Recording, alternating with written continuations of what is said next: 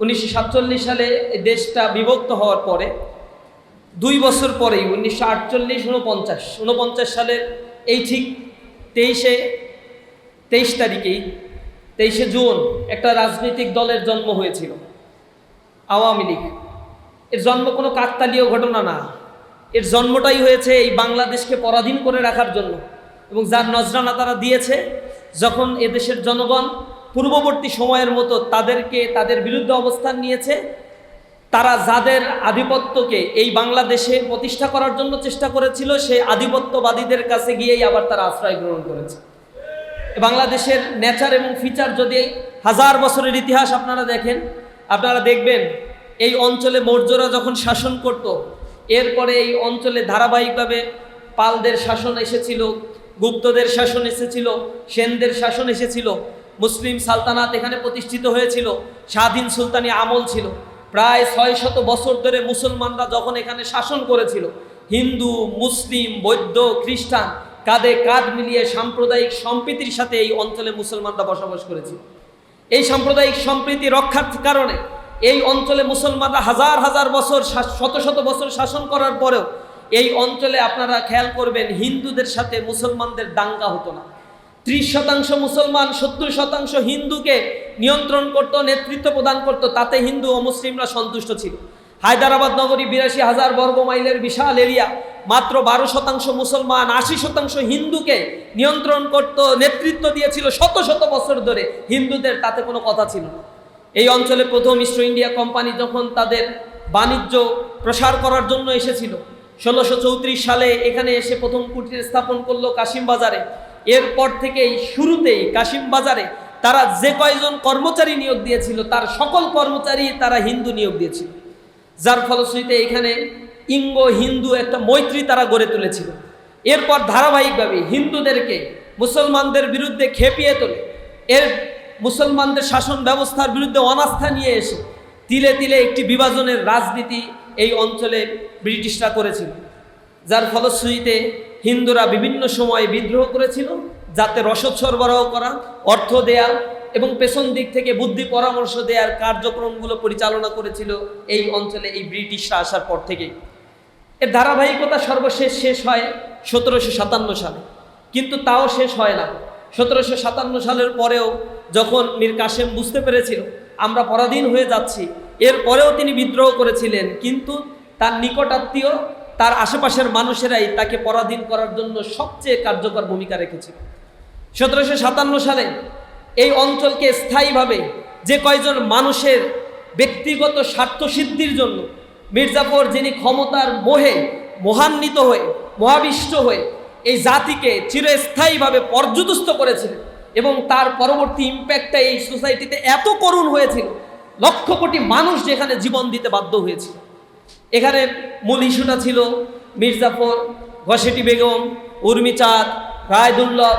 এরা কিন্তু দূরের কোনো মানুষ ছিলেন না, এরা নবাবের একেবারেই কাছের ছিলেন। কেউ ছিলেন নবাবের সেনাপতি, কেউ ছিলেন তার অর্থমন্ত্রী, কেউ ছিলেন তার চাচি, কেউ ছিলেন তার পার্শ্ববর্তী খুব ঘনিষ্ঠ ব্যবসায়ী।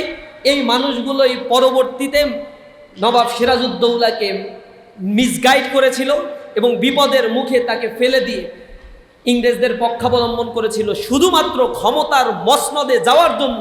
একটা সালতানাতকে কিভাবে বিক্রি করে দিতে হয় তার পরবর্তী ইতিহাসগুলো দেখলে আপনারা তা পাবেন। 1757 সালের পর থেকে 1780 সাল পর্যন্ত এই 23টা বছরে এর মধ্যে শুধুমাত্র মুর্শিদাবাদ থেকে, এই অঞ্চল থেকে 2,80,00,000 পাউন্ড এই অঞ্চল থেকে ইংল্যান্ডে পাচার করা হয়েছে। মুর্শিদাবাদ নগরী, ঢাকা নগরী ছিল সমৃদ্ধের নগরী।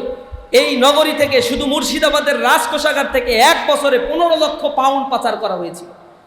এখান থেকে টাকা পাচার করে কলকাতা, ডার্ক নগরী, সেই কলকাতা নগরীকে গড়ে তুলেছিল। 24 পরগনা এলাকায় সেখানে বিশাল বিশাল জায়গির প্রদান করা হয়েছিল ব্রিটিশদেরকে। এক লর্ড ক্লাইভকে খুশি করার জন্য 2,34,000 পাউন্ড তাকে প্রদান করা হয়েছিল। রাতারাতি আঙুল ফুলে কলা গাছ হয়ে গেলেন Lord Clive, lakh lakh pound অর্থকরীর মালিক হয়ে গেলেন। এই মালিক হওয়ার পরে তাকে কিন্তু আবার ডেকে নিয়ে জিজ্ঞাসাবাদ করা হয়েছিল ব্রিটিশ পার্লামেন্টে। তিনি জবাব দিয়েছিলেন, এত বড় একটা সালতানাত, সেই সালতানাতের প্রধান কে হবে? সেগুলো নির্ভর করে আমাদের মর্জির উপর। আমাদের কাছে তারা আসে, আমরা যা বলি সেগুলো তারা শুনে, আমাদেরকে এগুলো উপঢৌকন দিয়ে যায় আর দেয়, আমরা তা নিব না। এভাবে নিয়ে নিয়ে তারা এই বাংলাকে ধ্বংস করেছিল। শুধুমাত্র যে এই মির্জাফরের ঘটনা এরকম তা নয়, এরই ধারাবাহিকতা ধরে বালাকটের প্রান্তরে নিকট মানুষদের কাছ থেকে এই মুসলমানদের বিশ্বাসঘাতকতার কারণে এই অঞ্চলে মুসলমানরা পর্যদুস্ত হয়েছিল। এর পরবর্তীতে বাংলায় এইগুলোর এই সংস্কৃতিগুলো ধারাবাহিকভাবে চলেছে। বাংলার মানুষেরা বারবার পরাধীন হয়েছে, জীবন দিয়েছে। এরপরে বাংলার মানুষেরা স্বাধীনতা চেয়েছিল, কিন্তু তাদেরকে ওই কিছু বিশ্বাসঘাতকের কারণে বাংলার স্থায়ী স্বাধীনতা তারা কখনো পায় নাই। এই অঞ্চলকে বুলগাতপুর বলা হয়, কারণ এই অঞ্চলের মানুষেরা বিদ্রোহ করে বারবার। যখন তার দেয়ালে পিঠ থেকে যায় তখন সে বিদ্রোহ করে বসে এবং শাসক গোষ্ঠী পালাতে বাধ্য হয়, পেছন দরজা থেকে পালায়। মাঝে মাঝে তার আধিপত্যবাদীদের কাছে গিয়ে তারা আশ্রয় নেয়, আবার জনগণকে পরাধীন করে, ইতিহাস বলে যায়। 69-এর গণ অভ্যুত্থান হয়েছিল এই অঞ্চলে, 90-এর স্বৈরাচার বিরোধী আন্দোলন হয়েছিল। এর পরবর্তী আমাদের 24শে জুলাই বিপ্লব, শত শত হাজার হাজার প্রাণের বিনিময় মানুষেরা এই বিপ্লব এনে দেয়। আর শাসক গোষ্ঠী যারা বিদেশে দীর্ঘদিন ধরে আলিশান জীবনযাপন করে, পরিবার পরিজন নিয়ে জীবন সমৃদ্ধের একটি জীবন যাপন করে, বিপ্লব বিদ্রোহ এরপরেই তারা এসে আবার ক্ষমতা দখল করে। বিপ্লব বিদ্রোহ কি হয়েছিল তার মর্যাদা না দিয়ে এখানে তারা তাদের চিরস্থায়ী বন্দোবস্ত করার জন্য এই জাতিকে বারবার পরাধীন করেছে। 1971 সালের ঘটনা তাই ছিল। মুক্তিযুদ্ধের সময় শেখ মুজিবের কোনো অস্তিত্ব ছিল না 9 মাস। যারা এখানে খেটে খাওয়া মানুষ, কুলি মজুর, দিন মজুর, ব্যবসায়ী, ছাত্র জনতা, যারা 71-এ জীবন দিয়েছিল, তাদের মূল লক্ষ্য ছিল সাম্য, মানবিক মর্যাদা, সামাজিক সুবিচার প্রতিষ্ঠা করা। এরপরে তারা এসে 1972 সালে বলা কওয়া ছাড়াই একটা সংবিধান তৈরি করলো। যিনি সংবিধান প্রণয়ন করেছিলেন সেই শেখ মুজিবের মুক্তিযুদ্ধের নেতৃত্বের সময়, মুক্তিযুদ্ধ চলাকালীন সময়ে তাদের এখানে কোনো অবস্থান ছিল না, তার পরিবার পরিজনও এখানে ছিল না। ইভেন তার আশেপাশের নেতৃবৃন্দও তো এই বাংলাদেশে অবস্থান করে নাই, দেশের বাইরে অবস্থান করেছে। মানুষ জীবন দিয়েছে, কাতারে কাতারে শহীদ হয়েছে, দেশটাকে এসে আবার এখানে বাকশাল কায়েম করেছে। সে বাকশাল থেকে মানুষ মুক্তি পাওয়ার জন্য এখানে বিদ্রোহ করেছিল, সিপাহী জনতার বিদ্রোহ হয়েছিল। কিন্তু বিদ্রোহ হওয়ার পরে যারা শাসন গ্রহণ করেছে তারা আবার পরাধীনতার করাল গ্রাসে জাতিকে নিমজ্জিত করেছে। বারবার এদেশে এই মির্জাফরদের আগমন ঘটেছে। মির্জাফর এমন ব্যক্তি ছিল যে এই বাংলার জনগণ, যে বাংলার মানুষ, বাংলার খেয়ে বাংলার পরে বাংলার মানুষদের শাসক হয়েছিল, কিন্তু এই বাংলার মানুষকে হত্যাযজ্ঞ করেছিল, ধ্বংস করেছিল। এই অঞ্চলে আপনারা জানেন 1176 সালে 1770 এখানে 76-এর মনোত্তর হয়েছিল। এই মাত্র 13 বছরের ব্যবধানে এখানে একটা দুর্ভিক্ষ হয়েছিল, ম্যানমেড দুর্ভিক্ষ, যাতে ঐতিহাসিকরা বলেন 1,55,00,000 মানুষ এখানে মৃত্যুবরণ করেছিল। টোটাল বাংলার জনসংখ্যার 1/3 সেখানে মৃত্যুবরণ করেছিল। কারণটা কি? 1 বছর আগে এই অঞ্চলে যত ফসল উৎপাদিত হয়েছিল সেই ফসলগুলো সব ব্রিটিশরা কিনে নিয়েছিল। তারও আগের ঘটনা, এখানে মির্জাফর যখন ক্ষমতায় ছিল তিনি এখানে যে কর আরোপ করেছিলেন তার পরিমাণ পূর্বের আলীবর্দী খাঁ বা নবাব সিরাজউদ্দৌলার সময় যা কর দেয়া হতো তার চাইতে 32 গুণ বেশি কর এখানে আরোপ করা হয়েছিল। মিলিয়ে দেখবেন বর্তমানের সাথে ওই সময়ের সাথেগুলোতে মিলিয়ে দেখবেন। কর আরোপ করে টাকাগুলো নিয়েছিল। জমিদাররা যখন টাকা দিতে পারতো না এখানে চিরস্থায়ী বন্দোবস্ত করা হয়েছিল, সূর্যাস্ত আইন করা হয়েছিল। সূর্য ডোবার সাথে সাথে যদি জমিদাররা কর না দেয়, খাজনা না দেয়, তাহলে তাদের স্থাবর অস্থাবর সব সম্পত্তি তো নিবে। তার স্ত্রী, সুন্দর স্ত্রী থাকলে তাকে নেবে, সুন্দরী তার কন্যা থাকলে তাদেরকেও তারা অধীনস্থ করে নেবে। এই কারণে মুসলমান জমিদার যারা ছিল এই জায়গাগুলো ছেড়ে গিয়েছে, আর উর্মিচাঁদের মতো ব্যবসায়ীরা এইখানে বাসা বেঁধে তাদের মতো করে এই জমিগুলো তারা ব্রিটিশদের বন্দোবস্তের অধীনে তারা নিয়ে এসেছিল। এই পরাধীন করেছিল তারা। কাদেরকে তারা হত্যা করেছিল? কাদের জায়গার এখানে স্থাপন করতে গিয়ে খসিটি বেগমরা এই কনস্পিরেসির আশ্রয় নিয়েছিল। আজকে বাংলাদেশের ইতিহাস দেখেন, জুলাইয়ের পরবর্তী একটি স্বাধীন বাংলাদেশে আমরা যেভাবে চেয়েছিলাম এখানে একটি রাষ্ট্র সংস্কার হবে, কাঠামোগত সংস্কার হবে, বিচার বিভাগ স্বাধীন হবে, অর্থ ব্যবস্থা স্বাধীন হবে, জুডিশিয়ারি অ্যাডমিনিস্ট্রেশন তার পুরাতন সেই বন্দোবস্ত থেকে মুক্তি পাবে, দেশের অর্থ কাঠামো মুক্তি পাবে, চাঁদাবাজ, সন্ত্রাস, দুর্নীতি, গুম, খুন, হত্যাযজ্ঞ সব বাংলাদেশ থেকে দূর হবে, আইনের শাসন প্রতিষ্ঠা হবে। তারাও আমাদের এই নতুন বন্দোবস্তের কথা বলে 17 বছর 20 বছর ক্ষমতায় ছিল না, জনগণ মনে করেছিল বিদেশে গিয়ে তাদের চরিত্র হয়তো কিছুটা পাল্টেছে। কিন্তু কি চরিত্র পাল্টেছে? আগে বলেছে গণভোটে হ্যাঁ রায় দেন, কিন্তু এখন এসে বলে এগুলো আমাদের সাথে প্রতারণা করছে। আমরা ওই সময় হ্যাঁ এর পক্ষে কথা বলছি, না হলে এই নির্বাচন দিত না আর জনগণ আমাদের ভোট দিত না। কতটা বেঈমান আর কতটা প্রতারণা। এরপরে তারা জুলাই সনদের যে সংস্কারগুলো বলছে এইগুলো সংস্কার আমরা মেনে নেব, এখন আসার পরে 4-5 মাস পেরিয়ে গিয়েছে, বাধ্যবাধকতা 3 মাসের ছিল সংসদে এটা পাশ করতে হবে, সেগুলো তারা করে নাই। জুলাই সনদের ততটুকু তারা বাস্তবায়ন করবে বলে বলেছে যতটুকু তাদের স্বার্থের সাথে যায়। তারা বিচার বিভাগীয় স্বাধীন সচিবালয় চায় না, কারণ বিচারক নিয়োগের ক্ষেত্রে তাদের হস্তক্ষেপ লাগবে। তারা নিজেদের মতো করে আর এক স্বৈরাচারী বন্দোবস্ত তৈরি করবে। তারা চায় না এই রাষ্ট্রের কাঠামোগুলো সংস্কার হোক, তারা চায় না গুম খুন প্রতিরোধ অধ্যাদেশ বাস্তবায়ন হোক। তাহলে তাদের স্বৈরাচারী মনোভাব তারা আর বাস্তবায়ন কেন করতে পারবে না? তারা ব্যাংক রেজুলেশন অধ্যাদেশ নিয়ে টালবাহানা করেছে, বাংলাদেশের অর্থনৈতিক খাতগুলোকে তারা ধ্বংস করে দিচ্ছে। চাঁদাবাজির হাত বদল হয়েছে, 100 দিনের শাসনে 600 মানুষকে হত্যা করা হয়েছে, তার কোনো বিচার হচ্ছে না। নির্বিচারে দিনে দুপুরে মানুষকে কুপিয়ে হত্যা করা হচ্ছে, তাদেরকে আবার 2 দিন পরে জামিন দিয়ে দেওয়া হচ্ছে। আওয়ামী লীগ প্রকাশ্যে তারা অফিস খুলছে, মিছিল মিটিং করছে, আবার আমাদের সামনে নাটক করে, আওয়ামী মিছিল করে, এর বিরুদ্ধে তারাও দেই কর্মসূচি পালন করে। সরে সরে মাসতুতো ভাই হয়েছে। আশ্চর্য বিষয়, তাদেরকে একদিকে জামিন দিয়ে দিচ্ছে, একদিকে তাদের অফিস খোলার পারমিশন দিয়ে দিচ্ছে, একদিকে তাদের কর্মসূচি করার পরে পুলিশ তাদেরকে গ্রেফতার করে না। অথচ আমরা এই প্রেস ক্লাবের এই মোড়ে দাঁড়ানোর জন্য 1-2 জন দাঁড়ালেও সেইখানে পুলিশ আক্রমণ করত, স্নাইপার দিয়ে গুলি করত, এরপরে কাউকে ধরতে না পারলে মামলা করে গণহারে গ্রেফতারের অভিযান তারা পরিচালনা করত। আওয়ামী লীগ মিছিল করে, তাদের নামে কোনো মামলা হয় না, মনে হয় মামা খালুর বাপ, মানে একটা আবদার। আশ্চর্য বিষয় আমাদের কাছে মনে হয়। আবার বলে যে না তারা গোপনে করে, কিভাবে ধরবো? আবার মন্ত্রী, স্বরাষ্ট্রমন্ত্রী অভিনয় করে, চমৎকার অভিনয় করে, বলে একটা দলের তো 23 তারিখে তাদের প্রতিষ্ঠা বার্ষিকী। খুব আশ্চর্য হয়ে বলছে একটা দল বলতে কোন দল? নিষিদ্ধ ঘোষিত। হ্যাঁ এইটা বলে। মিডিয়ায় এইসব বিষয়ে বাতেলা মানুষ বুঝে না। তোমাদের শব্দগুলো, তোমাদের কর্মকাণ্ডগুলো জনগণ এখন বুঝে গিয়েছে।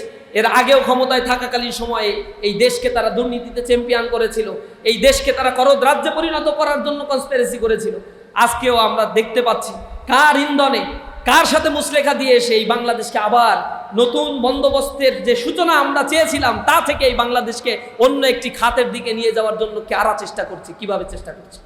সুতরাং এই পলাশির আলোচনাগুলো ইসলামী ছাত্র শিবির তার প্রতিষ্ঠা লগ্ন থেকে বাংলাদেশের ইতিহাসের এই ধারাপাতগুলোকে, রেখাগুলোকে অঙ্কন করার চেষ্টা করে, জাতির সামনে, যুবকদের সামনে, জাতির মানুষের সামনে এটা উপস্থাপন করার চেষ্টা করে। আমরা আমাদের দেশকে ভালোবাসবো। এদেশের সার্বভৌমত্ব কোনো বক্তব্য বিবৃতির মাধ্যমে আসে না। এদেশের সার্বভৌমত্ব আসে যখন এই দেশের অর্থ ব্যবস্থা, রাজনীতি, সংস্কৃতি, সমাজনীতি সব কিছুর মধ্যেই একটি আন্তরিকতা, প্রচণ্ড দেশপ্রেম, দেশের জন্য জীবন দেওয়ার মানসিকতা একটা জাতির মধ্যে যখন থাকে, সে জাতি তখন উন্নত হতে পারে। আমরা সেই জাতি গঠনের জন্য ইসলামী ছাত্র শিবির কাজ করছি। আমাদের মিশন এবং ভিশনকে আমরা নির্ধারণ করে দিয়েছি, সমৃদ্ধ বাংলাদেশ গড়ার লক্ষ্যে সৎ, দক্ষ, দেশপ্রেমিক নাগরিক আমরা তৈরি করতে চাই। আমরা এদেশে এমন কোনো মানুষ তৈরি করব না যারা এদেশে জন্ম নিয়ে এই দেশ থেকে বিলিয়ন বিলিয়ন ডলার পাচার করে দেয়। আওয়ামী লীগের সময় ভূমিমন্ত্রী ছিলেন যার পৃথিবীর বিভিন্ন জায়গায় 558টা ফ্ল্যাট আছে, বাড়ি আছে, বাড়ি কিনছে 558টা। একজন মানুষের কয়টা ফ্ল্যাট প্রয়োজন বসবাস করার জন্য কল্পনা করেন। হাজার হাজার কোটি টাকা পাচার করে দিয়ে দুবাইতে আলিশান জীবনযাপন করছে, সিঙ্গাপুরে আলিশান জীবনযাপন করছে। তাদের পা একটা থাকে বিদেশে, আর একটা থাকে দেশে। যখন কোনো বিপদ বাধে বিদেশে চলে যায়, আর কিছু টাকা পয়সা দিয়ে এই দেশের কিছু নেতাকর্মী আছে তাদেরকে রাস্তায় নামায়। তাদের ছেলেমেয়েরা সব বিদেশে পড়াশোনা করে, চিকিৎসার প্রয়োজন হলে সাথে সাথে বিদেশে চলে যাবে। অথচ এদেশের সরকারি স্বাস্থ্য খাতের এত দৈন্য দশা, জনগণকে বলে তোমরা নাকি মালিক, আমরা নাকি দেশের মালিক।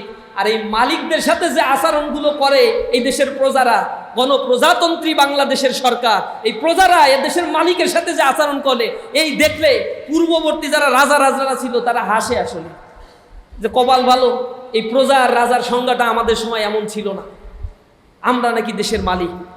আমাদের টাকাগুলো লোপাট করে নিয়ে যাচ্ছে ব্যাংক থেকে।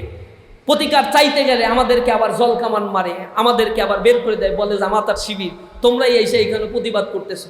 তা আমাদের ব্যাংকে টাকা রাখলে আমরা প্রতিবাদও করতে পারবো না, আমাদের ট্যাগ দিবে। এরপরে আর না পেরে এখন সংসদে দ্বারায় বলতেছে না এদের সাথে আর তো হয় না, তাইলে জামাতকে এখন নিষিদ্ধ করতে হবে। আর কিছু না পাইলে তখন রাজাকার আলবদর, যখন বলা হয় যে না রাজাকার আলবদর যে বলছো এটার সাথে তো তোমাদেরও একটা সম্পর্ক আছে, তোমাদের প্রতিষ্ঠাকালীন সদস্যদের মধ্যে অনেকেই তো স্বীকৃত রাজাকার ছিল। বলছে না ওইটা নিয়ে আমাদের অতই নাই, তারা হচ্ছে পরবর্তীতে বাংলাদেশকে ওন করছে, তো এই কারণে ওইটা আর এটা ভিন্ন। এদের নেতাকর্মীর তো ফাঁসি হয়ে গেছে, কারণ এরা স্বীকৃত রাজাকার ছিল। তা আমরা বলছি তোমাদেরও তো নেতাকর্মী দুই একজনের ফাঁসি টাসি হয়েছে, তাহলে ওইটা কি হয়েছে? বলছে না ওনাদের ব্যাপারে ষড়যন্ত্র করা হয়েছে। তো নিজেদের সাথে মিললে তখন মানে আশ্চর্য লাগে তাদের রাজনৈতিক স্ট্যান্ডগুলো দেখলে। পূর্ববর্তী যারা ছিল ফ্যাসিজম কায়েম করেছে, একই চরিত্রের দিকে তারা যাচ্ছে, কারণ রাজনৈতিক কোনো এজেন্ডা তাদের কাছে নাই। আমরা তাদের কাছে অনুরোধ জানাই, ইতিহাস থেকে শিক্ষা গ্রহণ করুন, এই বাংলার ইতিহাস পড়ুন, কিভাবে বারবার এখানে বিদ্রোহ করেছে, আর বিদ্রোহ করার পরে এই অঞ্চলের শাসকদের কি দশা হয়েছে। সেই দিকে যদি না যেতে চান, নতুন বাংলাদেশকে গড়ার জন্য কাঁধে কাঁধ মিলিয়ে একটি আত্মপ্রত্যয়ী স্বনির্ভরশীল সমৃদ্ধ একটি বাংলাদেশ গড়ার জন্য আপনাদের কাছে আমরা উদাত্ত আহ্বান জানাই। সকল গুম খুন হত্যাযজ্ঞের বিচার অনতি বিলম্বে এই বাংলার মাটিতে কার্যকর করার জন্য অনুরোধ জানিয়ে